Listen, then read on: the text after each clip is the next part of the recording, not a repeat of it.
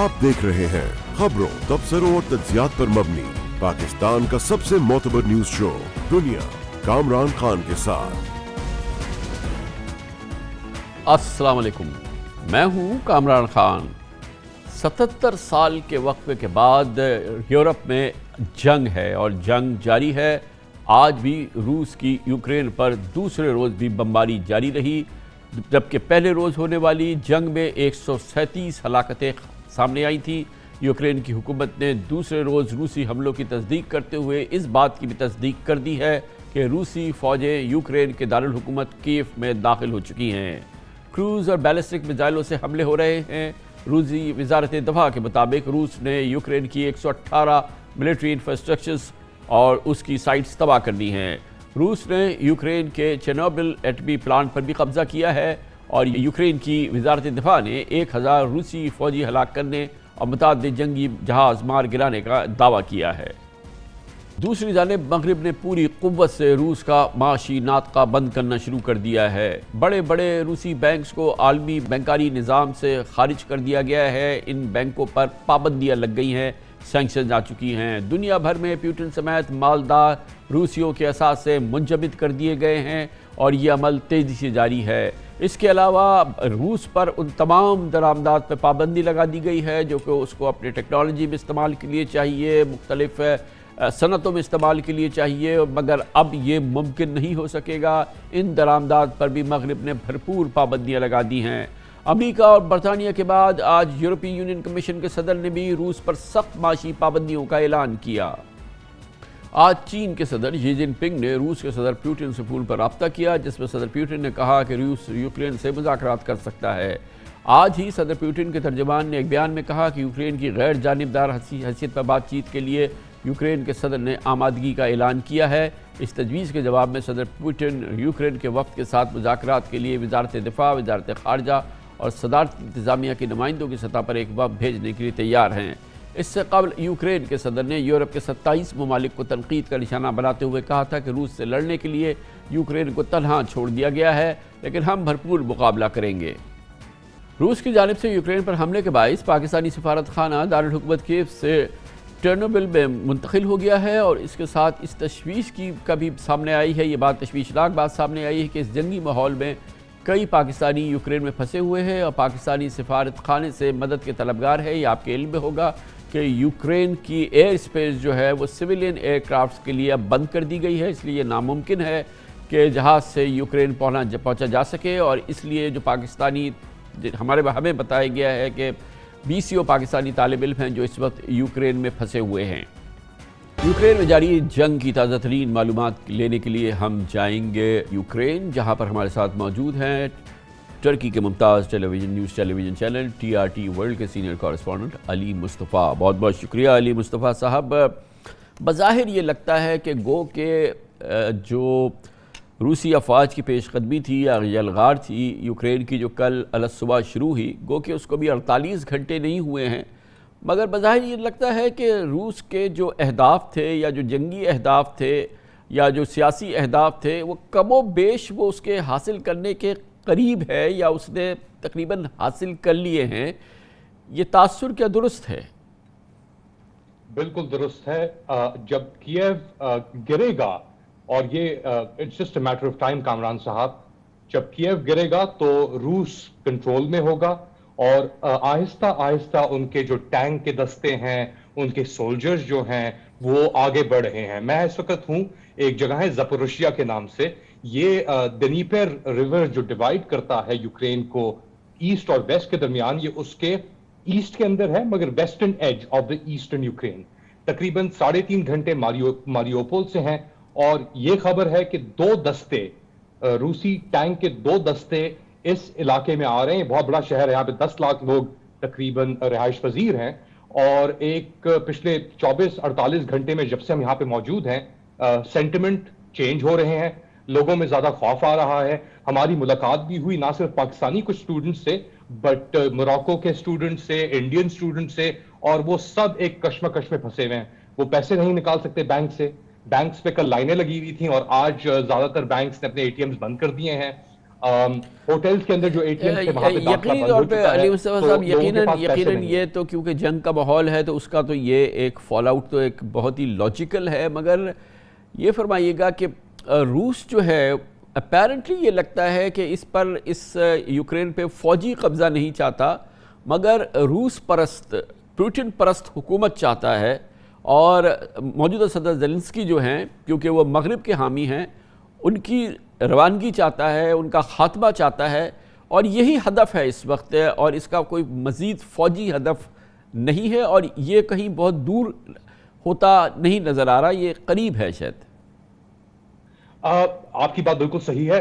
Ukraine کے اندر traditionally یہ دو elements پائے جاتے ہیں۔ 1991 میں جب یوکرین نے آزادی حاصل کی سوویت یونین سے، تو ویسٹرن یوکرین زیادہ تر یورپ اور ویسٹرن لکنگ تھا، اور جو ایسٹرن یوکرین تھا وہاں پہ زیادہ تر رشین انفلوئنس تھا۔ تو 2014 میں یہ بریک آئی، جو ینوکووچ گورنمنٹ تھی وہ 2014 میں اس نے ریزائن کیا، ینوکووچ نے، وہ بھاگ گئے رشیا، اور پھر رشین فورسز نے موو کیا کرائمیا کے اندر، اور جو رشیا کے حمایتی تھے اس ملک کے اندر ایسٹرن یوکرین میں، دونیتسک میں اور لوہانسک میں، انہوں نے آزادی ایک طریقے سے ڈکلیئر کر دی۔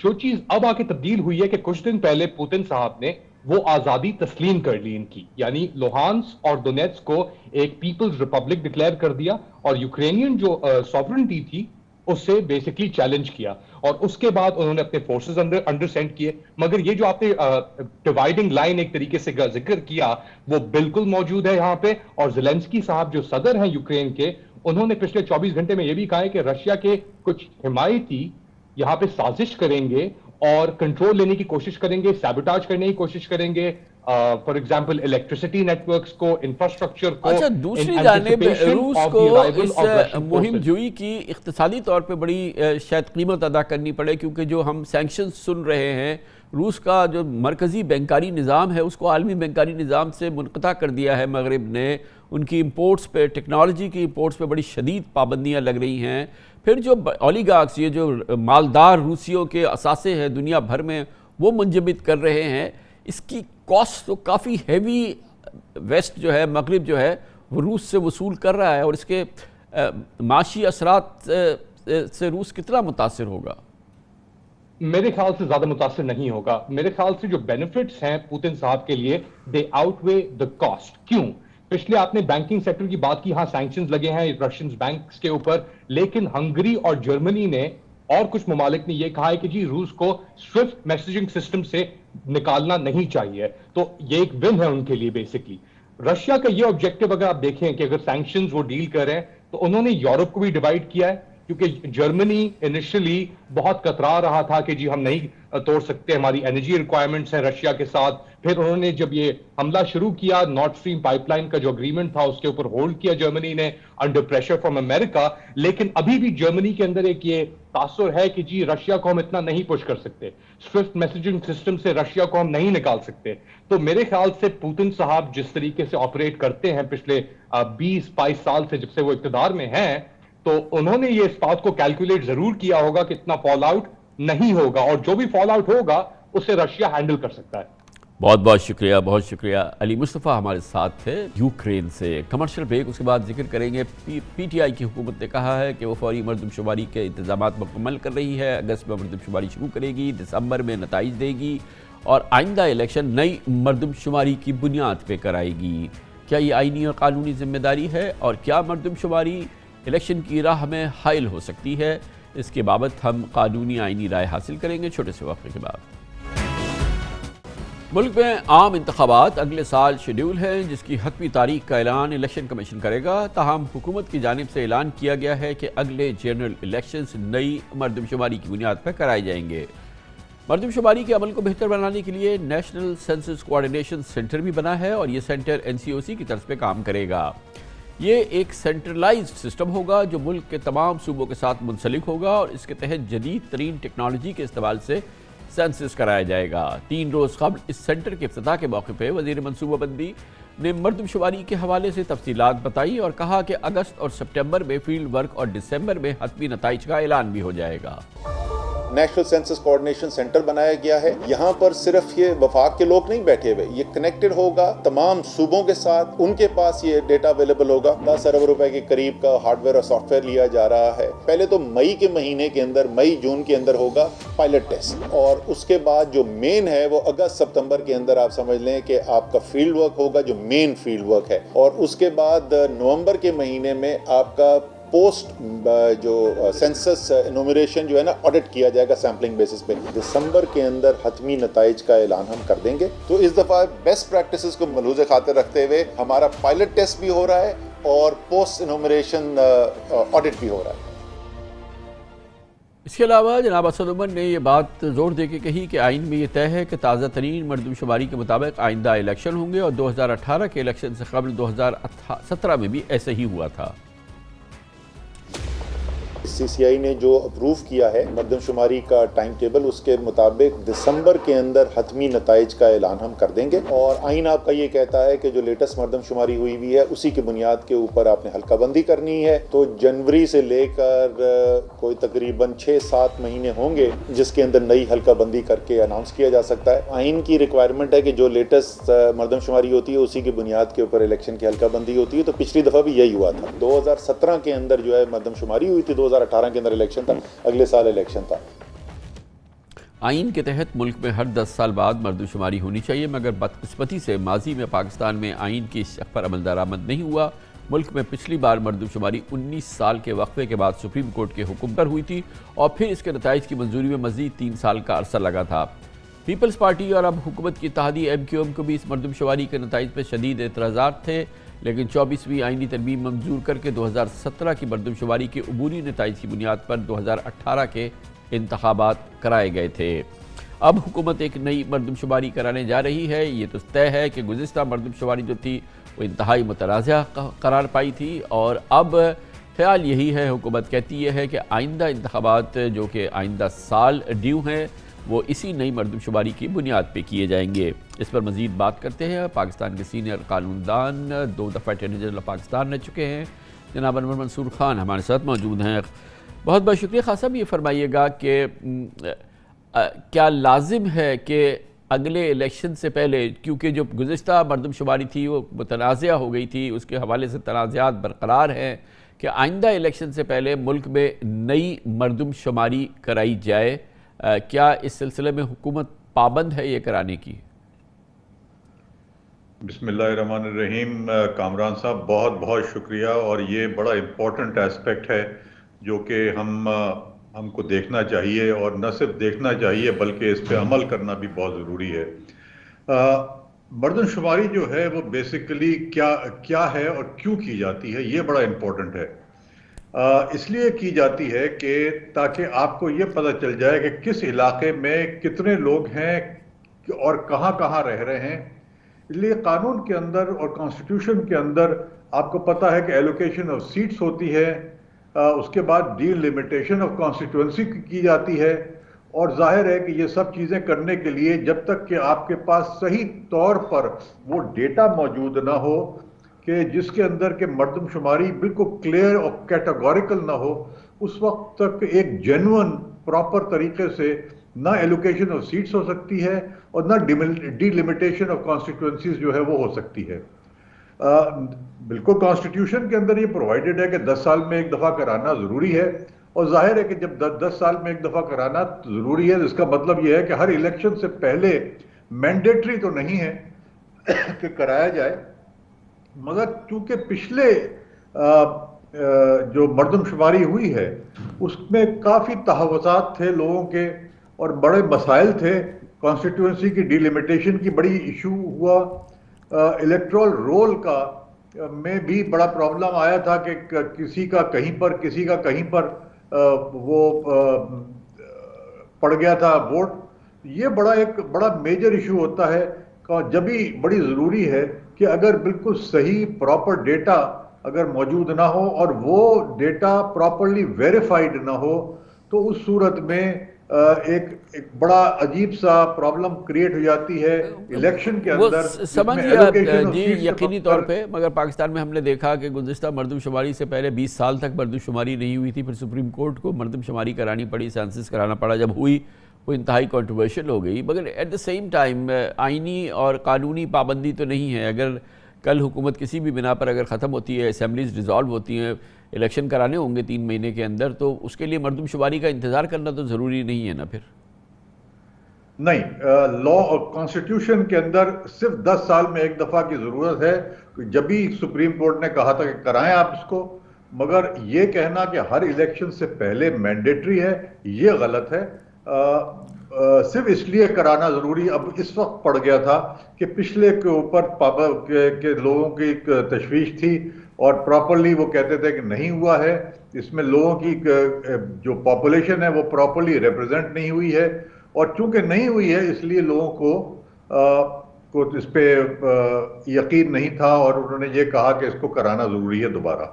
लेकिन खान साहब ये फरमाइएगा कि अब गो के गुज़िश्ता मरदमशुमारी मुतनाज़ा हो गई थी, कराची और सिंध भरपूर ने उस पर बहुत ही शदीद एतराज़ात किए थे, लेकिन बहरहाल at the end of the day उसको मुकम्मल आइनी और कानूनी तहफ़्फ़ुज़ तो हासिल हुआ, और जो गुज़िश्ता जो आखिरी मरदमशुमारी है उसके नताइज जो हैं वो सरकारी और कानूनी और हर लिहाज से मुसल्लमा तो है ना?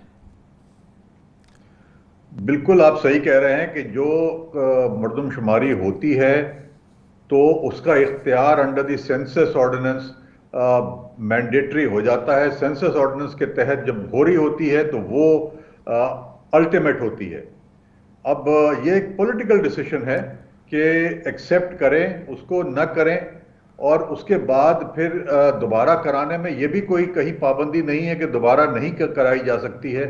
तो अगर गवर्नमेंट चाहती है कि दोबारा कराए इस बात पे कि उसके जो पॉलिटिकल जो साथ हैं वो चाहते हैं कि कराए जाए, और अगर ये भी ऑपोजिशन भी अगर चाहती है कराई जाए, तो मेरे ख्याल में कोई हर्ज नहीं कराने में। मगर कोई, जैसे आपने सही कहा कि कोई खास पाबंदी नहीं है, और अगर कोई चाहे तो इसको मना भी कर सकता है। जी हाँ। और इलेक्शन के इनेकाद में मरदमशुमारी हायल नहीं हो सकती किसी भी सूरत में। इलेक्शन जो है उसको उसके वक्त पे या जब भी उसकी ज़रूरत पड़ जाए आईनी तरीके से उसको उस टाइम स्केड्यूल में करना है, मरदमशुमारी बीच में नहीं आ सकती। नहीं, मरदमशुमारी बज़ाते खुद बीच में नहीं आ सकती, इसलिए कि मरदमशुमारी जो है वो एक कानून के तहत होती है, कॉन्स्टिट्यूशनल प्रोविजन है कि 10 साल में एक दफ़ा करानी है, वो अपनी जगह पर है। मगर ये कहना कि अगर एक दफ़ा हो चुकी है तो फिर बीच में आए, मगर सबसे इंपॉर्टेंट चीज़ ये है कि अगर कोई कोर्ट जाना चाहे, और मेरा ख्याल में अगर ये नहीं होगी तो लोग कोर्ट में जाएंगे और कोशिश ये करेंगे कि ये दोबारा कराई जाए। मगर जैसे आप कह रहे हैं कि ये मैंडेटरी नहीं है कि हर इलेक्शन से पहले कराई जाए, बिल्कुल सही भी आप कह रहे हैं। और जो लास्ट है वो it has to be taken as correct, notwithstanding कि वो गलत भी है, मगर उसको लेना पड़ेगा और उसी बेसिस पे इलेक्शन कराने पड़ेंगे अगर ये इशू रेज नहीं होता है तो। बहुत बहुत शुक्रिया जनाब अनवर मंसूर खान हमारे साथ मौजूद थे। कमर्शियल ब्रेक के दौरान न्यूज़ हेडलाइंस देखें, इसके बाद हम अपने प्रोग्राम के बाकी हिस्से के साथ वापस आते हैं। पीटीआई और इमरान खान फैक्टर ने फिलहाल अपोजिशन की दोनों बड़ी जमातों को करीब कर दिया है। मुस्लिम लीग नून और पीपल्स पार्टी अब एक बार फिर करीब नज़र आती हैं। हम ये तो नहीं कह सकते कि वो यकजा हो गई हैं या मुकम्मल मुत्तहिद हो गई हैं, मगर फिल वक्त अपोजिशन के लिए इम्पॉर्टेंट ये है कि इमरान खान को घर भेजा जाए। अबूरी सेटअप और क़ब्ल अज़ वक्त इलेक्शन के लाहे अमल पर अभी लगता नहीं है कि अपोजिशन के पास कोई ठोस और यकीनी हिकमत अमली है। मुस्लिम लीग नून समेत पीडीएम तहरीक अदम एतमाद की कामयाबी पर फौरी इलेक्शन चाहती है। पीपल्स पार्टी इतलात के मुताबिक असम्बलीज़ की 1.5 साल मुद्दत मुकम्मल होने से पहले फौरी इलेक्शन पर शायद राज़ी नहीं है, लेकिन हुकूमत के ख़िलाफ़ दबाव बढ़ाना है, लोगों को मोबिलाइज़ करना है।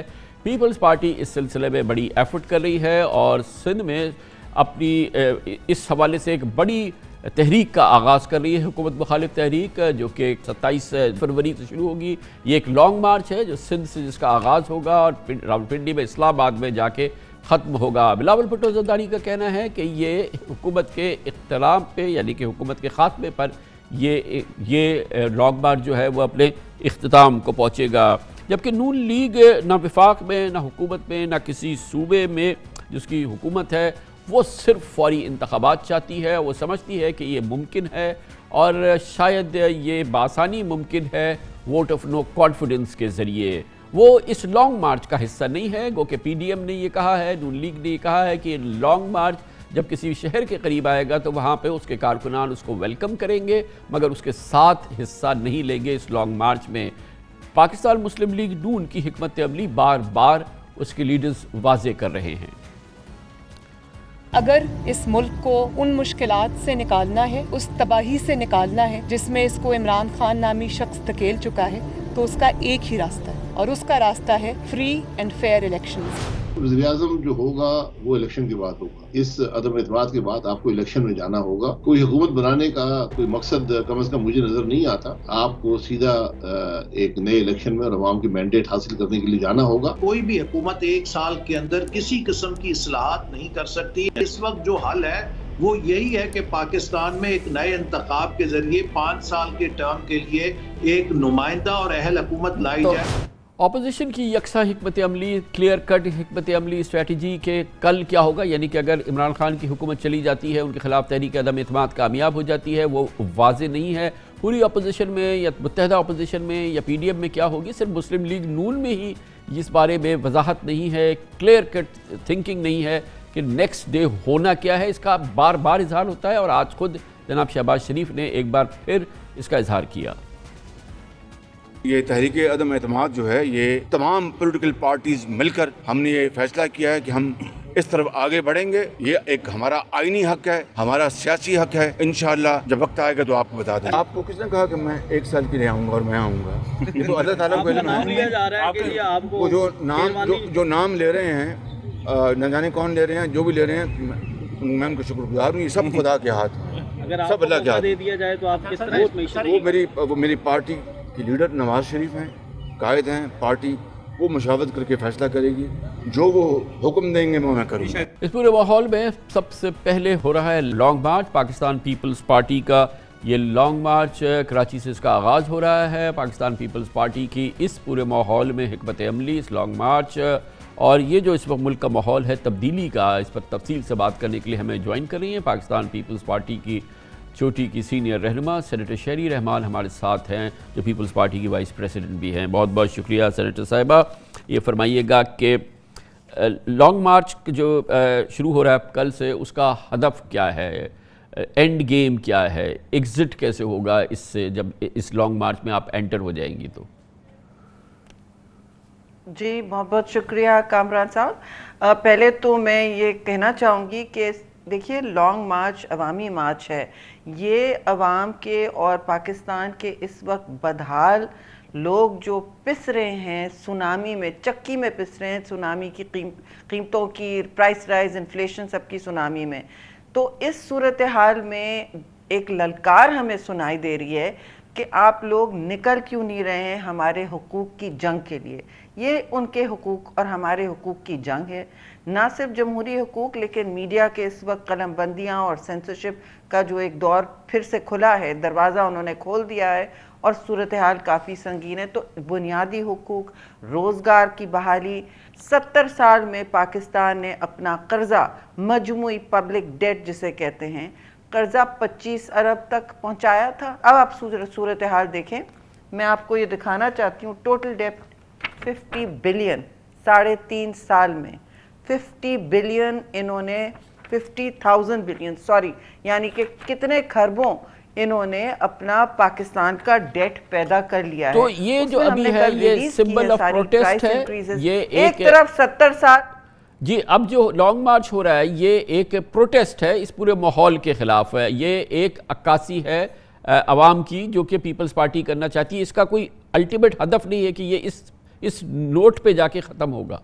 بالکل بالکل بالکل دیکھیے پہلے تو ہم یہ تاریخی ایکسرسائز انڈرٹیک کر رہے ہیں چیئرمین بلاول بھٹو زرداری، جو ان کے نانا شہید ذوالفقار علی بھٹو نے ایک ٹرین مارچ کیا تھا، پھر وہ ٹرک میں بھی گئے تھے، ان کی والدہ نے بھی ایک لانگ مارچ کیا تھا۔ پیپلز پارٹی ہی ہے جو اسٹریٹ کو موبلائز کرتی ہے، ہم صرف ڈرائنگ روم پالیٹکس نہیں کر رہے، وہ بھی بہت ضروری ہوتی ہیں۔ دیکھیں تعلقات کا معاملہ، روابط کا، ڈائیلاگ کا اور ایک اسٹریٹجائزنگ بہت ضروری ہوتی ہے۔ اپوزیشن کی ہر قسم کی جماعتیں ہیں، آپ نے خود ان کے اپنے اپنے پوائنٹ آف ویوز اور ان کے جتنے بھی موقف ہیں الگ الگ ہوتے ہیں، نظریے بھی الگ الگ ہوتے ہیں، وہ سنائیں۔ تو ہماری اس وقت کوشش ہے کہ دونوں طرف سے ہم اس وقت دباؤ بھی بڑھائیں اور عوام اور دباؤ کا نتیجہ کیا نکلے، دباؤ کا نتیجہ پریشر کا نتیجہ کیا نکلے کہ عمران خان فوری استعفیٰ دیں، اسمبلیز ڈیزالو کریں اور نئے election who, is that right؟ یہی ہے پیپلز پارٹی کا موقف؟ دیکھیے کامران صاحب، الیکشن کا ہم نے آپ کو ریکارڈ دکھایا ہے الیکشن میں کیا ہوتا رہا ہے پچھلے الیکشن میں، لیکن اب ہم پر بہت سخت دباؤ ہے عوام کا کہ آپ ایک حقیقی تبدیلی لائیں اور یہ مہنگائی سرکار، تباہی سرکار کو جڑ سے نکالیں۔ اب یہ جب الیکشن ایسے اس ماحول میں ہوں گے، بے یقینی کے ماحول میں، آپ بتائیں اگلا مرحلہ کیسا کہاں تک پہنچے گا؟ ایکسپلین کیجئے کیا آپ یہ کہہ رہی ہیں کہ فوری پاکستان میں الیکشن ہونے چاہیے یا فوری الیکشن نہیں ہونے چاہیے؟ جی میری بات سن لیجئے، ہم چاہ رہے ہیں کہ الیکٹرل ریفارم پورا کیا جائے۔ اس وقت بہت ہی بے یقینی کی ایک لیول پلینگ فیلڈ کا ہمیں کوئی اس وقت سرٹنٹی اور گارنٹی نہیں ہے۔ یہ ایک ہموار پلینگ فیلڈ ہونا چاہیے جس میں سب کو ایکول اپورچونٹی ملنی چاہیے، سب کو وہی موقع ملنا چاہیے۔ تو یہ کون فراہم کرے گا؟ عمران خان تو نہیں کریں گے، پی ٹی آئی کی حکومت نہیں کریں گی، اس کے لیے کیئر ٹیکر گورنمنٹ آئے وہ کرے یہ؟ نہیں، ہم یہ کہہ رہے ہیں کہ آپ ابھی جو ہمارا دیرینہ مطالبہ رہا ہے، جب سے ہماری جد و جہد شروع ہوئی ہے، 1 سال ہو گیا ہے، پی ڈی ایم بھی ہم ہی نے، چیئرمین بلاول نے ہی میریٹ میں ساری تنظیموں کو جمع کر کے بلائے، اور وہ اس وقت بھی یہی مطالبات تھے کہ دیکھیے الیکٹرل ریفارم کے لیے فوراً بیٹھ جائیے، پارلیمان میں یہ کام ہوں گے، اور نو کانفیڈنس لانا ہمارا آئینی جمہوری حق ہے۔ تو عمران خان کو مجبور کریں ایز وزیر اعظم وہ رہیں اور پھر الیکٹرل ریفارمز ہو، یا نیا وزیر اعظم آئے؟ کریں گے وہ تو نہیں، ان کو تو نیا وزیر اعظم آئے۔ دیکھیے یہ لانگ مارچ جو ہے اور جو پارلیمان میں اختتام پذیر ہوگا، وہ یہ ہے کہ سارا ملک اب ان پر عدم اعتماد شو کر چکا ہے۔ یہ ہماری عدم اعتماد کی تحریک ہے، سڑکوں پر چلے گی، عوام کے حقوق کی جنگ ہے۔ اس کے نتیجے میں عمران خان استعفیٰ دے دیتے ہیں، جیسے ہی آپ کا لانگ مارچ ختم ہوتا ہے اس کے دباؤ میں، تو اگلے دن ایک نیا لیڈر آف دی ہاؤس آئے، پھر وہ الیکٹرل ریفارمز کرے اور پھر ایک ایون پلینگ فیلڈ جس کی آپ بات کر رہے ہیں وہ کرے، and it may take a few months or several months or whatever۔ تو یہ چاہ رہی ہے پیپلز پارٹی؟ یہ ہماری سوچ ہے، بالکل یہ ہماری سوچ ہے، اور ہم نے ایک وائٹ پیپر بھی تیار کیا ہوا ہے، اور آپ اس کو عنقریب آپ دیکھ بھی سکیں گے۔ بات یہ ہے کامران بھائی کہ اس وقت جو اگر آپ ایک دم پھر وہ الیکشن کرا دیتے، ہم نہیں کہہ رہے کہ ہم کوئی دروازہ بند کر رہے ہیں، ہم ایک تو سیاسی روابط پر دروازہ کھلا رکھیں گے، اور ہم کو سیاست میں کوئی حرف آخر نہیں ہوتا، میں فیصلہ نہیں دے سکتی ہوں۔ اگر ساری اپوزیشن کا ایک مطالبہ ہوتا ہے ہم اسے سننے بھی تیار ہیں، لیکن اس وقت ہماری سوچ یہ ہے کہ عدم اعتماد کا موشن لانا چاہیے۔ اس سوچ کا ایک پہلو یہ بھی ہے کہ فوری الیکشن پاکستان کے لیے مناسب نہیں ہے، انسٹنٹ الیکشن نہیں ہونے چاہیے، کہ جیسی ڈی سیٹ ہو عمران خان نیا leader of the house assemblies dissolve کرے اور فریش الیکشن کال کر دے۔ پہلے ان کو ڈی سیٹ تو کر لیں، چلیں ڈی سیٹ تو کر لیں ان کو، کیونکہ ان کے اپنے ممبران اب ان کے حلقوں میں واپس نہیں جا سکتے، چلیں ڈی سیٹ ہو جائے تو اس کے بعد انسٹنٹ الیکشن نہ ہو، یہ آپ چاہتی ہیں؟ دیکھیں ابھی تو یہ سوچ ہماری یہ ہے کہ ہم ایک حتمی طور پہ ایک راؤنڈ الیکشن ریفارم کا کریں جو بہت ضروری ہے، نہیں تو اگلا الیکشن پھر متنازع، اس میں پھر کوئی پھر ایک ملک مشتعل ہو اور پھر ہم ایک نئے بحرانی کیفیت میں پڑ جائیں۔ یہ میں نہیں سمجھتی پاکستان کو اس نہج پہ، اس دورائے پر صرف الیکٹرل ریفارمز کے لیے یہ مدت ہو، یا یہ کہ اور بڑے کلیدی مسائل ہیں اکانومی کے مسائل ہیں جو کہ پوری ڈویسو ہے، پاکستان کی پارلیمنٹ میں ڈویژن ہے، کرٹیکل ہے، بڑے سیویئر سیکیورٹی چیلنجز ہیں، ہمارے خطے کے چیلنجز ہیں، ان کو بھی پہلے فکس کر لیں پھر الیکشن کریں، کیا خیال ہے؟ دیکھیے یہ انہوں نے جو 3.5 سال میں کامران صاحب تباہی برپا کی ہے، انہوں نے جس طرح پاکستان کے 70 سال کی تاریخ کو الٹا کیا ہے، ایک طرف رکھا ہے، 3.5 سال میں انہوں نے جو بدحالی لائی ہے، اس کے لیے ٹائم چاہیے۔ میں سمجھتی ہوں نئی حکومت الیکشن کے بعد بھی اس کو نئی حکومت کو پاکستان بچانا ہوگا، اور یہ تحریک اور یہ کام جو ہیں یہ ڈٹ کے کرنے کے ہیں، ان میں صرف باتیں نہیں ہوتی، یہ صرف اچھا یہ تو آپ لوگوں نے واضح کر دیا ہے کہ جب عمران خان جائیں تو آپ کی پہلی چوائس یہ ہے کہ نون لیگ سے کوئی پرائم منسٹر آ جائے، یہ تو آپ لوگوں نے کہہ دیا ہے، یا یہ it is still to be decided? یہ تو وہ بڑی جماعت ہیں اس وقت نیشنل اسمبلی میں، ہم گیمز نہیں کھیلتے جی، ہم حق کی بات کرتے ہیں۔ اگر وہ یہ چاہ رہے ہیں تو بے شک سر تسلیم خان، یہ تو چیئرمین بلاول نے کہا ہے، لیکن یہ باتیں آگے جا کے سیٹل بھی ہو سکتی ہیں۔ یہ ہم اقتدار کے بھوکے نہیں ہیں، ہمیں اس وقت مگر کولیشن گورنمنٹ میں تو آنا پڑے گا نا پھر پیپلز پارٹی کو۔ دیکھیے ہم کولیشنز کامران بھائی آپ دیکھ لیں، کولیشن گورنمنٹس ہم چلانا جانتے ہیں، 116 کے ہماری ممبران تھے اتنے بڑے ہاؤس میں نیشنل اسمبلی کے، اور ہم نے 116 کی مائنورٹی کولیشن کے ساتھ ہر کام کنسنسس سے منوایا ہے۔ ہم جانتے ہیں کولیشن گورنمنٹ چلانا، ہم جانتے ہیں لوگوں کا، تو پھر تو دیکھیں یہ جو آپ نے بتایا یہ بڑی زبردست بات کی ہے، بالکل 5 سال جس طرح سے حکومت کی ہے، تو پھر تو بھائی پیپلز پارٹی کا ہونا چاہیے پرائم منسٹر۔ آصف زرداری صاحب ہیں member of the assembly, national assembly, وہ ہو سکتے ہیں، بلاول صاحب ہے وہ ہو سکتے ہیں، وائی ناٹ؟ یہ فیصلے میری پے گریڈ سے اوپر ہیں کامران بھائی، شاید آپ کچھ اس پر روشنی بعد میں ڈالتے رہیں، لیکن پیپلز پارٹی ضرور جانتی ہے۔ زرداری صاحب کا فہم آپ نے دیکھا، ان کا تجربہ دیکھا ہے، چیئرمین بلاول میں آپ نے وہ کرزمہ بھی دیکھا ہے، اور وہ ڈرائیو بھی ہے جو اس وقت اسٹریٹ کو جو موبلائز کر رہے ہیں۔ بالکل آپ باہر نکلیں، آپ سے سب پوچھیں گے کہ اگر آپ سیاسی جماعت سے ہیں کہ آپ کیا کر رہے ہیں، آپ نکل کیوں نہیں رہے ہیں؟ گھر میں کوئی بھی آتا ہے پوچھتا ہے آپ لوگ سڑکوں پہ کیوں نہیں نکل رہے، کیا ہو رہا ہے؟ مگر سینیٹر صاحب یہ بتائیے کہ 14 سال سے آپ کی پاکستان پیپلز پارٹی کی حکومت ہے سندھ میں، have you created a model کہ جس کو آپ ریپلیکیٹ کرنا چاہتے ہیں پاکستان میں، کہ دیکھیں ہم نے سندھ میں یہ دکھایا ہے، آئیے سندھ دیکھتے ہیں، شہر دیکھتے ہیں، گاؤں دیکھتے ہیں اور ترقی دیکھتے ہیں، جو کہ آپ ریپلیکیٹ کریں اب اسلام آباد میں جا کے، یہ ہے نا ماڈل آپ کا، آپ کے خیال میں؟ وفاقی زنجیر بننا ہمیں آتا ہے۔ اس وقت وفاق خطرے میں ہے، سندھ کے حقوق بھی سلب کیے جا رہے ہیں۔ یہاں آپ کراچی میں ہی رہتے ہیں، ابھی دھڑلے سے وفاقی حکومت کے کسی فیڈرل سیکریٹری نے کہا عدالت میں کہ ہم 15% اور کم کر رہے ہیں سندھ کی گیس۔ یہ بالکل غیر آئینی بات ہے جس پر عدالت بھی برہم ہوئی تھی، اور اس طرح نہ صرف غیر آئینی کہ وہ خود سے کم کر رہے ہیں، سندھ آلموسٹ 70% گیس پروڈیوس کرتا ہے جی، یہاں کی ٹیکسز کراچی کی بنا پر۔ جب آپ جا رہے ہیں حکومت لینے کے لیے یا کہ ہمیں دے ہم پاکستان کو ٹھیک کریں گے، تو پوچھیں گے نا لوگ کہ آپ نے سندھ میں کیا کر کے دکھایا ہے؟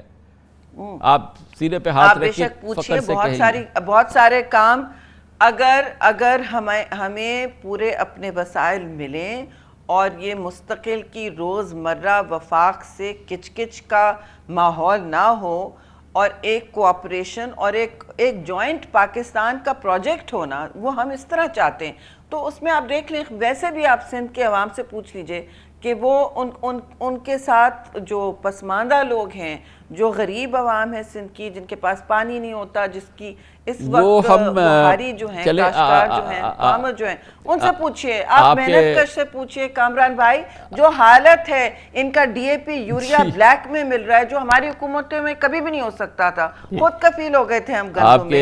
Yes that was a model. ہم پہلے ہم پاکستان کو دیکھتے ہیں۔ آپ کے خیالات، آپ کے اوپینین سر آنکھوں پہ۔ بہت بہت شکریہ، سینیٹر شیری رحمان ہمارے ساتھ موجود تھی، بڑی نوازش، تھینک یو سو مچ۔ اور اب جائزہ لیتے ہیں پاکستان پیپلز پارٹی کی حکومت، 14 سال کارکردگی، اور آج ہم آپ کو کراچی کے معاملات نہیں دکھائیں گے، آج ہم آپ کو دکھاتے ہیں رتو ڈیرو۔ بے نظیر بھٹو، ذوالفقار علی بھٹو شہدا اور بلاول بھٹو زرداری کا ریتو ڈیرو کا کیا حال ہے؟ کراچی تو چھوڑیں، اندر کیا ہو رہا ہے دیکھیں اور ذرا غور سے دیکھیں چھوٹے سے وقفے کے بعد۔ وقفے سے قبل آپ نے تفصیل سے سنا پاکستان پیپلز پارٹی جو لانگ مارچ نکال رہی ہے، جو حکومت مخالف تحریک چلا رہی ہے۔ یقیناً اس حوالے سے پاکستان پیپلز پارٹی اپنا جمہوری اور آئینی حق استعمال کر رہی ہے، اسے اس کا حق حاصل ہے۔ بلاول بھٹو زرداری ضرور لانگ مارچ نکالیں اور ضرور اپنا آئینی حق استعمال کریں، لیکن اس بات کی بھی ضرورت ہے کہ جب وہ پاکستان میں اپنا پیغام لے کے جا رہے ہیں، پاکستان میں تبدیلی کے خواہاں ہیں، پاکستان میں اقتدار کے خواہاں ہیں، تو یقیناً انہیں اپنا ریکارڈ، اپنی حکومت کا ریکارڈ یعنی کہ 14 سال سے جاری مسلسل جاری سندھ حکومت کا ریکارڈ عوام کے سامنے رکھنا ہوگا، اپنی کارکردگی عوام کے سامنے رکھنی ہوگی، انہیں بتانا ہوگا کہ انہوں نے سندھ میں کیا کچھ ایسا کیا ہے جس کی بنیاد پر پاکستان میں ان کی حکومت ہونی چاہیے، پاکستان پیپلز پارٹی کی حکومت ہونی چاہیے اور پاکستان کے وزیر اعظم آصف علی زرداری یا بلاول بھٹو زرداری ہونا چاہیے۔ لیکن اس کے لیے ضروری ہے کہ ان کو اپنے گھر پہ اور اپنی اقتدار کے گریبان میں جھانکنا پڑے گا۔ اگر وہ نہیں دیکھتے تو ہم بتاتے ہیں کہ کیا کیفیت ہے۔ کراچی کی صورتحال ہم اس پروگرام میں مسلسل ہر ہفتے 2-3 بار آپ کے سامنے رکھتے ہیں، ہر بار ایک نیا مسئلہ، نیا عذاب، نئی آفت جو کراچی کے شہریوں پہ چل رہی ہے آپ کے سامنے رکھتے ہیں۔ آج ہم آپ کو لے کے جائیں گے پاکستان پیپلز پارٹی کے سیاسی گڑھ اور خود بلاول بھٹو زرداری، ان کی والدہ بے نظیر بھٹو زرداری، ان کے نانا ذوالفقار علی بھٹو کے گھر یعنی کہ رتو ڈیرو کی، جہاں پر لوگ بنیادی ضرورتوں کے لیے بھی سسک رہے ہیں۔ جی ہاں، پیپلز پارٹی کے بانی چیئرمین ذوالفقار علی بھٹو اور بے نظیر بھٹو اور بلاول بھٹو کا یہ آبائی حلقہ انتخاب رتو ڈیرو ہے، جہاں کے عوام کے پاس پینے کا پانی نہیں ہے، علاج معالجے کی مکمل سہولیات نہیں ہے، تعلیم کے لیے ترس رہے ہیں۔ اور رتو ڈیرو، بھٹو کا رتو ڈیرو ہمیشہ سے ناقابل شکست گڑھ رہا ہے۔ ذوالفقار علی بھٹو، بے نظیر بھٹو یہی سے منتخب ہو کر ملک کی وزیر اعظم بنی۔ اس وقت بھی بلاول بھٹو، ان کی پھپھو فریال تالپور سمیت پیپلز پارٹی کے 4 اراکین قومی اسمبلی کو رتو ڈیرو نے منتخب کرایا ہے، لیکن سندھ میں 14 سال سے راج کرنے والی پیپلز پارٹی نے مفلسی اور تنگ دستی اس شہر کا مقدر بنائی ہوئی ہے۔ رتو ڈیرو میں 2200 سے زائد بچے ایڈز کا شکار ہو چکے ہیں۔ رتو ڈیرو میں ہی کتوں کی بہتات کی وجہ سے سندھ ہائی کورٹ نے پچھلے سال فریال تالپور کی اسمبلی رکنیت بھی معطل کر دی تھی۔ ایڈز اور ریبیز کا وبائی مرض کی طرح پھیلاؤ کے ساتھ رتو ڈیرو کے عوام کی بدقسمتی ہے کہ وہ پینے کے پانی، علاج معالجے اور تعلیم جیسی بنیادی ضروریات سے محروم ہیں۔ رتو ڈیرو کے لوگ پینے کا پانی خرید کر پیتے ہیں۔ علاقے کے اسکول کھنڈر بن چکے ہیں۔ بھٹو کے رتو ڈیرو کے اسپتال میں ڈاکٹرز کے بجائے کمپاؤنڈرز اور پیرامیڈکس علاج کر رہے ہیں۔ حد تو یہ ہے کہ رتو ڈیرو کروڑوں روپوں کے ادھورے سرکاری منصوبوں کا ایک قبرستان بن چکا ہے۔ یہ ہوش ربا حقائق جاننے کے لیے ہم نے اپنے نمائندے خصوصی اختیار کھوکر کو رتو ڈیرو بھیجا۔ ہم آپ کو دکھاتے ہیں اختیار کھوکر کی رتو ڈیرو کے بارے میں خصوصی رپورٹ رتو ڈیرو سے ہی۔ یہ ہے پیپلز پارٹی کے چیئرمین بلاول بھٹو زرداری کا شہر رتو ڈیرو، جہاں کے بدنصیب باسی آج بھی پینے کے صاف پانی سے محروم ہیں۔ سندھ میں پچھلے 14 برس سے حکومت کے باوجود پیپلز پارٹی ذوالفقار علی بھٹو اور بے نظیر بھٹو کے سیاسی قلعے کو پینے کا صاف پانی فراہم نہیں کر سکی ہے۔ 3 لاکھ آبادی والا یہ پورا شہر پانی خرید کر پیتا ہے۔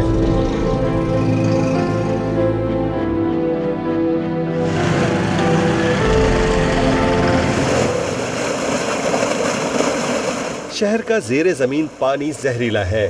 سیوریج کا ان ٹریٹڈ غلیظ پانی میٹھے پانی کی نہروں میں گرایا جاتا ہے۔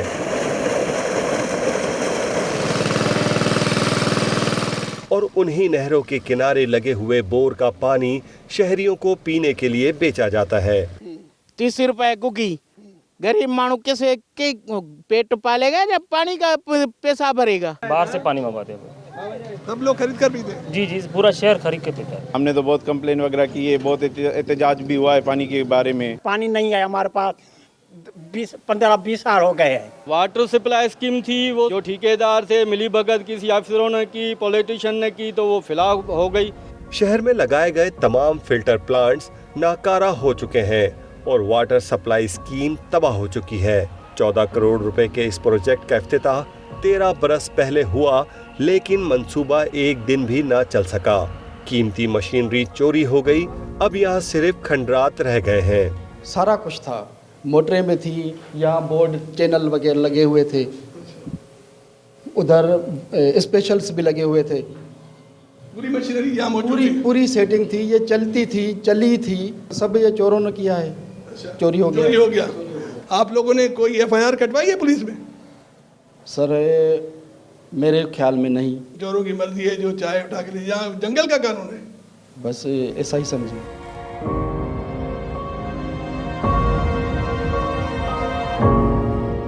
صرف رتو ڈیرو شہر ہی نہیں، یہ پورا علاقہ پینے کے پانی کو ترس رہا ہے۔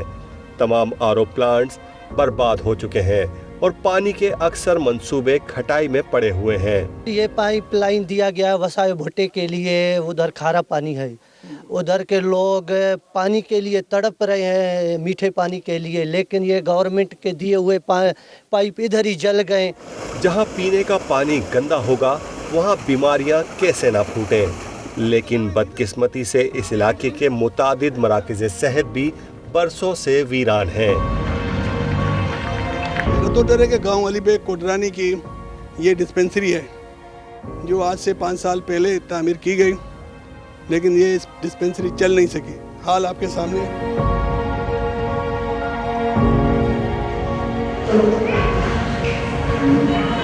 اور جو مراکز صحت فعال ہیں وہ ڈاکٹر سے محروم ہیں۔ میں ایز اے ڈسپینسر ہوں یہاں پر۔ جی ڈاکٹر نہیں ہے ادھر؟ ڈاکٹر الٹرنیٹ پہ ہوتا ہے۔ یہاں ایک مریض اگر آئے تو وہ اس کا علاج کون کرے گا؟ میں کرتا ہوں۔ ڈسپینسر؟ جی جی۔ ڈسپینسر اتھورائز ہے مریضوں کا علاج کرنے کا قانونی طور پر؟ بالکل۔ تعلیم کا حال یہ ہے کہ جو اسکول چل رہے ہیں ان میں سے کئی بچوں کے لیے خطرہ جان بنے ہوئے ہیں۔ ہم بہت رسک میں ہو کر پڑھا رہے ہیں، اور کسی بھی وقت بچوں کی جو حیاتی ہے زندگی وہ بھی بالکل خطرے میں، اور ہماری بھی۔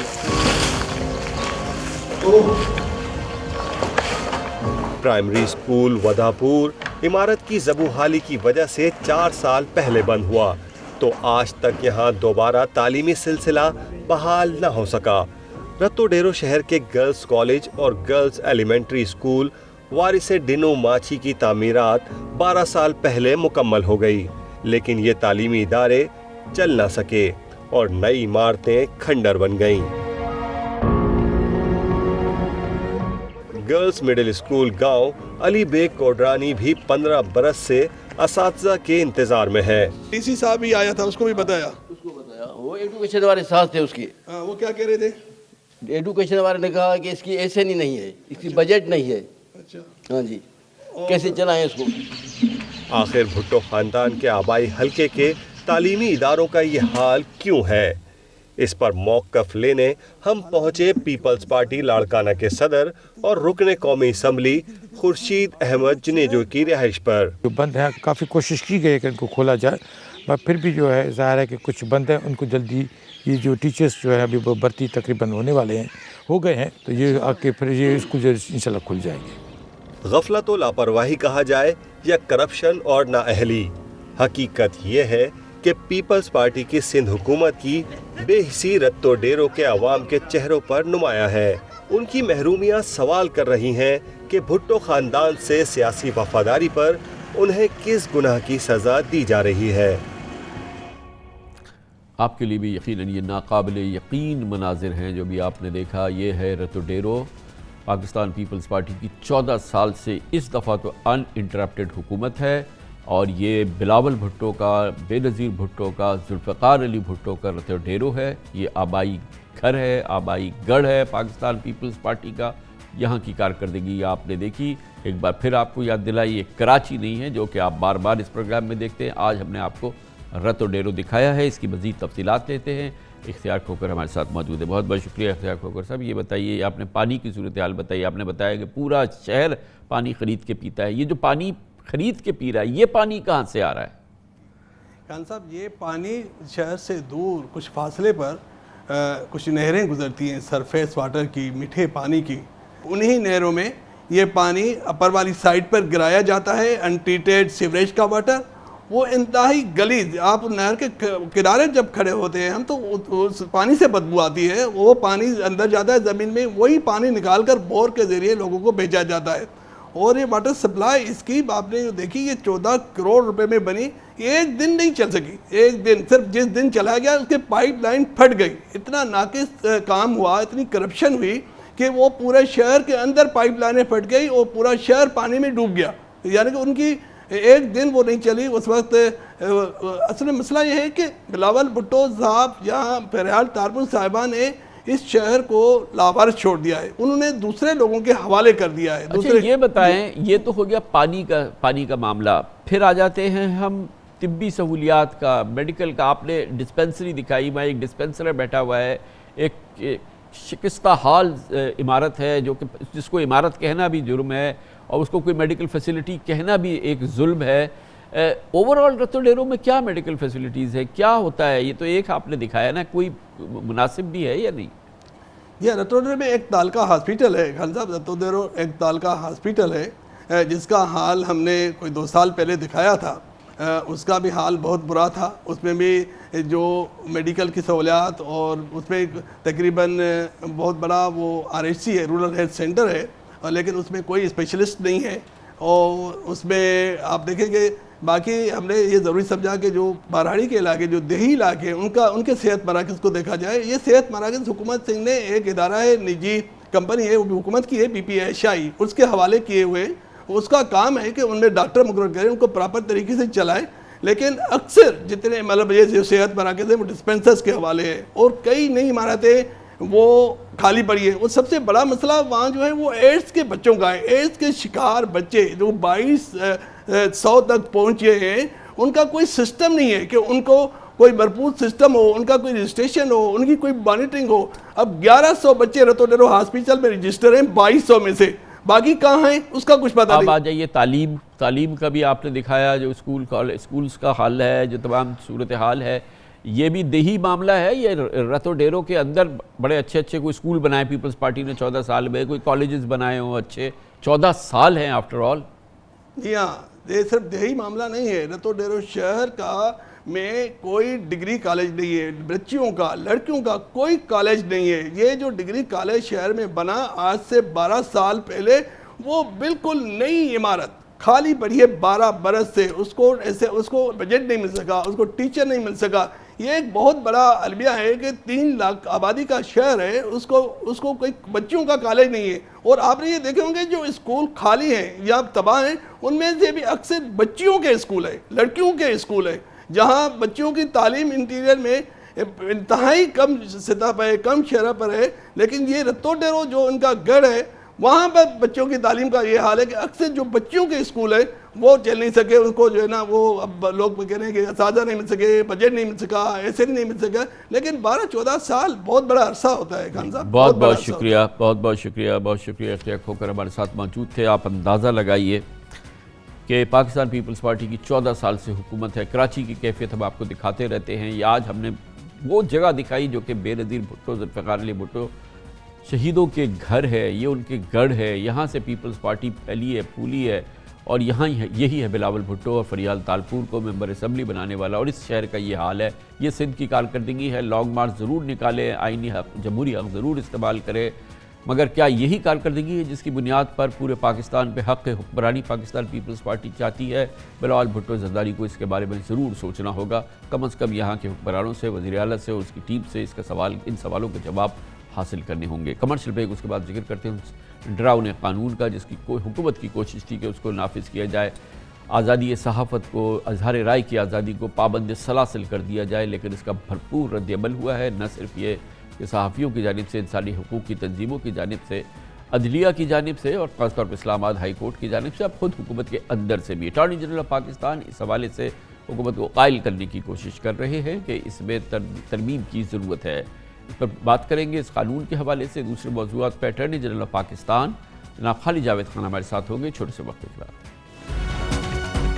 پی ٹی آئی حکومت نے اتوار کی چھٹی کے دن صدارتی آرڈیننس کے ذریعے پیکا ایکٹ اور الیکشن ایکٹ میں ترامیم کی، मीडिया की आज़ादी पर पाबंदी और पार्लियामेंटेरियंस को इंतखाबी मुहिम चलाने की इजाज़त देने वाले ये दोनों मुतनाज़ क़वानीन इमरान हुकूमत के लिए वबाल जान बनते नज़र आ रहे हैं। एक जानिब इलेक्शन कमीशन ऑफ पाकिस्तान ने इलेक्शन एक्ट में तरमीम को आइन की खिलाफ वर्जी करार देके वापस लेने का मुतालबा किया है और कहा है कि इलेक्शन एक्ट की दफ़ा 233 के तहत इंतखाबी मुहिम का ज़ाब्ता इखलाक बनाना इलेक्शन कमीशन का काम है, हुकूमत का नहीं। दूसरी जानिब मीडिया की आज़ादी पर कतगन लगाने वाला कानून मंतकी अंजाम की जानिब बढ़ता नज़र आ रहा है। पीका कानून के खिलाफ दरख्वास्तों की समाअत के दौरान इस्लामाबाद हाई कोर्ट भी संगीन तहफ़्फ़ुज़ात का इजहार कर चुकी है। Chief justice Islamabad high court justice Athar Minallah ने हुकूमत को इस कानून के तहत गिरफ्तारियों से पहले ही रोक दिया है और इस कानून को ड्रैकोनियन लॉ करार दिया है। जस्टिस अतहर मिनल्लाह ने रिमार्क्स दिए कि तशवीशनाक बात यह है कि कानून ऑर्डिनेंस के ज़रिए ड्रैकोनियन बना दिया गया है। दिलचस्प बात यह है कि अटॉर्नी जनरल ऑफ पाकिस्तान जनाब खालिद जावेद खान भी बज़ाहिर पीका ऑर्डिनेंस से बहुत ज़्यादा उससे खुश नहीं है या उससे मुतमईन नहीं है।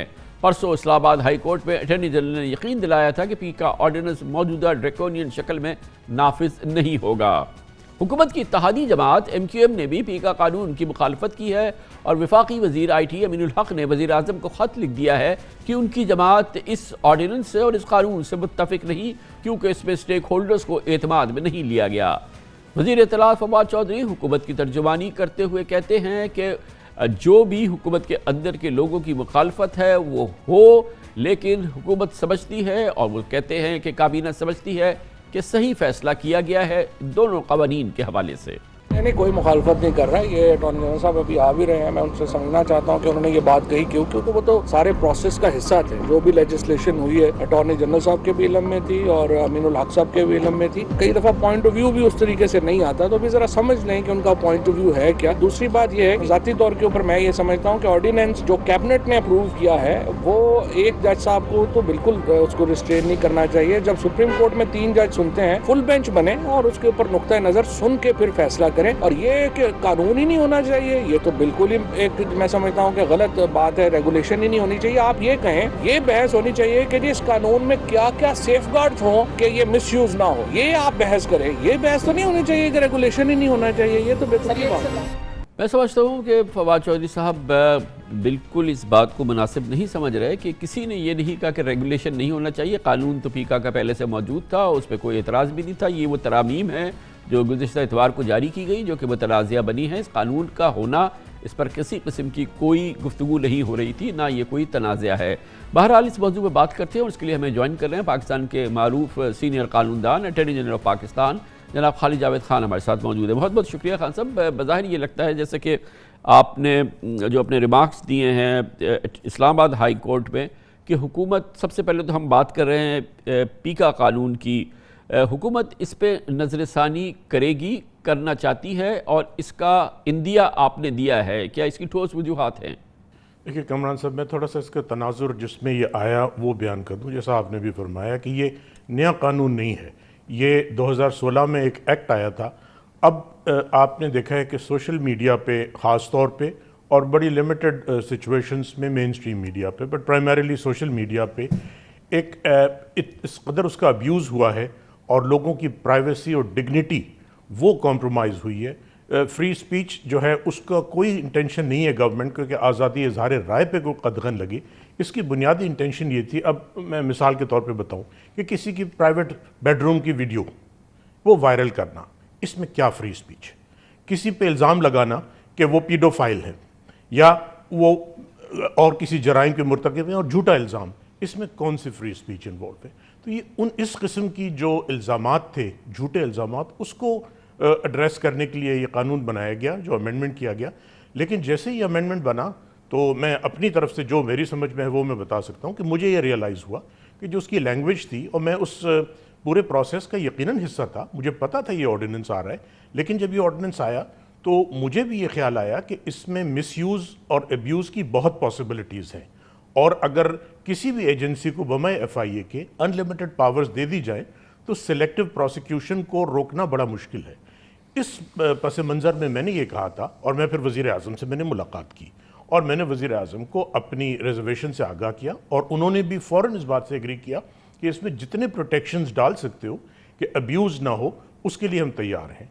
اور اس پس منظر میں میں جب ہائی کورٹ میں اپیئر ہوا تو میں نے کورٹ میں یہ عرض کی کہ ہم اس چیز کے لیے تیار ہیں کہ ایک بورڈ یا کمیشن کانسٹیٹیوٹ ہو جائے رولز کے ذریعے، جسے ایک ہائی کورٹ کے جج صاحب جو ہیں وہ پریزائڈ کریں گے، ریٹائرڈ جج ہائی کورٹ کے پریزائڈ کریں، اس میں سول سوسائٹی کے بھی ایک نمائندے ہوں اور ایک فیڈرل گورنمنٹ کے نمائندے ہوں، اور جب تک وہ کلیئرنس نہ دیں یا اپروو نہ کریں کسی بھی کمپلینٹ پہ گرفتاری یا پروسیکیوشن کی اجازت نہیں ہوگی۔ اور میں سمجھتا ہوں کہ یہ کافی فارمیڈیبل سیف گارڈ تھے۔ فی الحال اس کو اسلام آباد ہائی کورٹ نے اس پہ ابھی کوئی قبولیت کا اظہار نہیں کیا ہے، وہ سن رہے ہیں۔ ہائی کورٹ کی کنسرن ہے کہ آرٹیکل 19 اور 19 سے آزادی اظہار رائے، اگر ان دونوں آرٹیکلز کو بھی آپ دیکھیں تو اس میں ڈگنیٹی اور پبلک آرڈر، موریلٹی، انسٹیٹیوشنز ہماری عدلیہ اور ڈیفنس، اس طرح کے جو ایشوز ہیں تو ان کی پروٹیکشن کے لیے دیا گیا ہے اور سبجیکٹ ٹو لاز کو ریگولیٹ کیا جا سکتا ہے۔ ساتھ ساتھ آرٹیکل 14 ہے جسے کوئی قدغن نہیں ہے، وہ ہے انسانی ڈگنیٹی کی۔ تو اگر ہم یہ کہیں کہ میجورٹی کو حق ہے کہ کسی ایک شخص پہ ہم اس کو الزام تہمت لگائیں اور اس کے پاس کوئی ریمیڈی نہ ہو، جا کے سول سوٹ فائل کرے اور اگلے 5-10 سال کورٹوں کے چکر لگائے، تو اس پس منظر میں یہ قانون لایا گیا تھا۔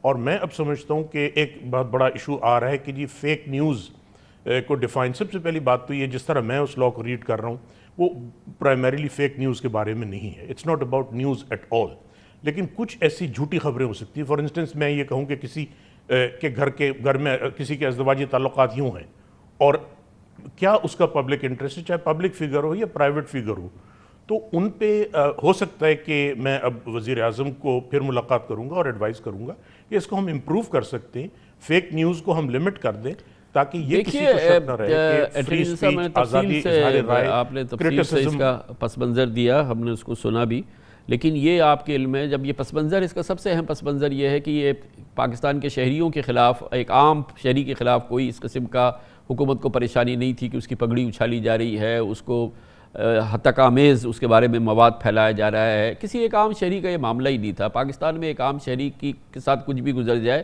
حکومت کے کان پہ جو رہیں گے، یہ بڑا ایک غیر معمولی بات ہوگی۔ ظاہر ہے کہ اس کا پس منظر یہ ہے کہ انتہائی غلیظ پروپیگنڈا کیا گیا خاتون اول کے بارے میں، اور وہ ظاہر ہے کہ انتہائی ایک غلیظ بات تھی، اس کا ایک ریاکشن ہے جو کہ حکومت نے اس قسم کے قانون کے ذریعے جو ہے وہ سامنے لائی ہے۔ مگر بنیادی طور پہ اس کا بنیادی مقصد صرف یہی ہے کہ مٹھی بھر لوگ جو کہ جن کو کہ ہمارے یہاں VVIPs وغیرہ کہا جاتا ہے، کہ ان کو تحفظ فراہم کیا جائے، ان کو ایک کوارنٹین کر دیا جائے، اس پورے اس تمام معاملے سے وہ امیون ہو جائیں، ان کو کسی صورت سے کوئی زک نہ پہنچے، اور پھر یہ اس قسم کا قانون جو ہے یہ ایک عام شہری پہ اس کے اثرات نہیں ہوں گے، نہ اس کو تحفظ حاصل ہوگا۔ تو اس لیے بنیادی طور پہ اس کو اس کی روح کے مطابق ڈیل کرنا ہوگا، اور اس حوالے سے کیونکہ اس نے بڑی ایک بھاری قدغن لگانے جا رہا ہے یہ، اور یہ انتہائی بہت ہی نقصان دہ معاملہ ہوگا، اس کا کسی بھی صورت میں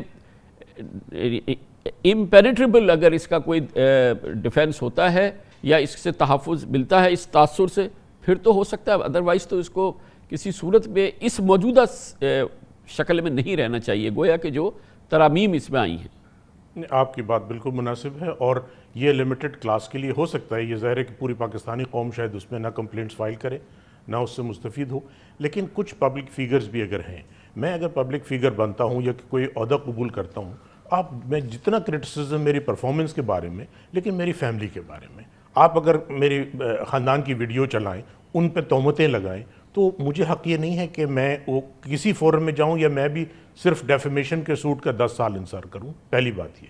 دوسری یہ کہ کچھ ادارے ہیں، عدلیہ ہے، مسلح افواج ہیں، نہ دونوں ادارے ایسے ہیں کہ وہ نہ پریس ریلیز ایشو کرتے ہیں، نہ ٹویٹ کرتے ہیں۔ مسلح افواج کا ایک اپنا طریقہ کار ہے ISPR کا، لیکن جب انڈیویجول الزامات لگاتے ہیں، اور آپ نے دیکھا کیا کیا الزامات لگتے ہیں جج صاحبان پہ، پاکستان کے چیف جسٹس صاحبان پہ اس قدر غلیظ اور بیہودہ الزامات لگائے گئے، وہ نہ کمپلین کر سکتے ہیں، نہ ٹویٹ کر سکتے ہیں، نہ ڈینائل کی پریس ریلیز کر سکتے ہیں۔ یہ ان لیمیٹڈ کیسز کے لیے تھا، لیکن آپ کی بات بالکل بجا ہے کہ اتنی لیمیٹڈ کلاس کے لیے اتنا اوپن اینڈڈ لا شاید اوور انکلوسیو ہے، اور ہم پوری کوشش یہ کر رہے ہیں کہ اس میں ان چیزوں کی جو خامیاں ہیں، یقیناً اس میں خامیاں ہیں، اور فری اسپیچ جو ہے وہ انشور کرنی ہوگی کہ یہ بڑے لیمیٹڈ سا، میری ذاتی رائے میں یہ ہو سکتا ہے 10,000 میں سے 1 یا 2 کیسز میں جائز ہو، اسی لیے ہم نے فلٹر کرنے کے لیے ایک ایسا فورم بنایا کہ جس کو ایک فارمر جج ہائی کورٹ پریزائڈ کریں گے، ان کے سامنے کمپلینٹ جائے گا، میک آؤٹ کرے گا کیس،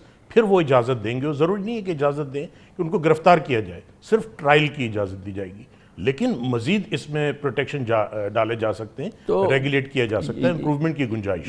اگر آپ یہ کہیں یہ قانون ہونا نہیں چاہیے تو ان قوانین کا پس منظر جس کا بھی ہم ذکر کر رہے تھے، میں نے کیا، آپ نے کیا، اس میں ہم نے دیکھا کہ بیک جنبش قلم ایک سانس کے اندر ایک جانب میڈیا کی جو کہ ایک اسٹیبلشڈ آزادی یا اظہار ہے اس کو پابند کیا گیا، دوسری جانب اسی سانس کے اندر الیکشن کمیشن آف پاکستان کو بھی رکھ لیا گیا، جس کے ساتھ ایک جاری تنازعہ ہے جس کو آپ ریزالو کرنے کی اپیرنٹلی کوشش کر رہے ہیں. اس میں ایک بالکل ایک نئی شق ڈال دی گئی کہ جس میں کہا گیا کہ جی کہ تمام جو منسٹرز ہیں یا تمام جو پبلک آفس ہولڈرز ہیں وہ بھی کریں، مہم چلائیں. اور وہ الیکشن کمیشن آف پاکستان ظاہر ہے بپھر گیا اس معاملے میں، ایک جانب میڈیا بپھر گیا، ایک جانب الیکشن کمیشن آف پاکستان بپھر گیا.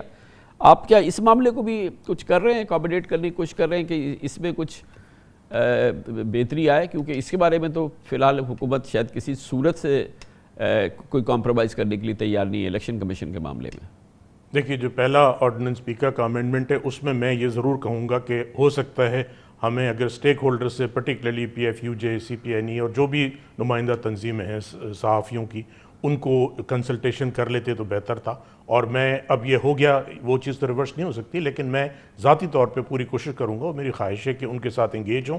اور یہ حرف آخر نہیں ہے، آرڈیننس ہے، آرڈیننس سے امینڈ بھی ہو سکتا ہے، تو ان کو ہم یقیناً ان کی ان پٹ لیں گے. اور کوئی گورنمنٹ یہ نہیں چاہتی، اور خاص طور پہ کوئی اٹارنی جنرل یہ نہیں چاہتا کہ وہ ایک ایسا کیس آرگیو کرے کہ جس میں فنڈامنٹل رائٹس پہ قدغن آ رہی ہو. تو یہ میری پوری کوشش ہوگی اور اللہ کرے وہ سود مند ثابت ہو. جہاں تک آپ نے الیکشن ایکٹ 2017 میں امینڈمنٹ کا ذکر کیا، جب یہ آرڈیننس آیا تو میں مشکور ہوں الیکشن کمیشن کا کہ انہوں نے مناسب سمجھا کہ ان کی ٹیم آئی، انہوں نے مجھ سے ڈسکس کیا، ان کی جو لیگل اور کانسٹیٹیوشنل ریزرویشنز تھی وہ میں نے ایڈریس کرنے کی کوشش کی. میری ذاتی دانست میں وہ بھی اگر اس لاء کو ریگولیٹ کیا جائے تو اس میں وہ انکانسٹیٹیوشنل نہیں ہے، کیونکہ پاکستان میں ایک پارلیمانی نظام جمہوریت ہے. سپریم کورٹ نے محترمہ بے نظیر بھٹو صاحبہ کے کیس میں بڑا واضح طور پہ کہا تھا کہ پولیٹیکل پارٹی بیسڈ الیکشن، اور اب لوکل گورنمنٹ کے لیے بھی یہی لاء اپلائی کرتا ہے کہ وہ پارٹی بیسڈ ہوں گے، اور پارٹی کے chief executive can be prime minister and chief minister. ان پہ اگر وہ ریگولیٹ ہو جائے، ہندوستان میں بھی بالکل ایسا ہی ہے. اور وزیر اعظم سے میری بات ہوئی، انہوں نے کہا کہ ہم کوئی سرکاری ذرائع یوز نہیں کریں گے. آپ اگر دیکھیے اس آرڈیننس کے اندر لکھا ہے کہ کوئی اسکیم اناؤنس نہیں کی جائے گی، صرف موجودگی ایز اے پارٹی ورکر یا پارٹی لیڈر جانا میرے خیال میں وہ غیر آئینی نہیں ہے. لیکن اگر الیکشن کمیشن کی اس پہ ریزرویشنز ہیں اس کو امپروو کر سکتے ہیں، اور میں نے ان کو بارہا ریکویسٹ کی کہ ہم آپ کو اسسٹ کریں گے اس کو ریگولیٹ کرنے میں.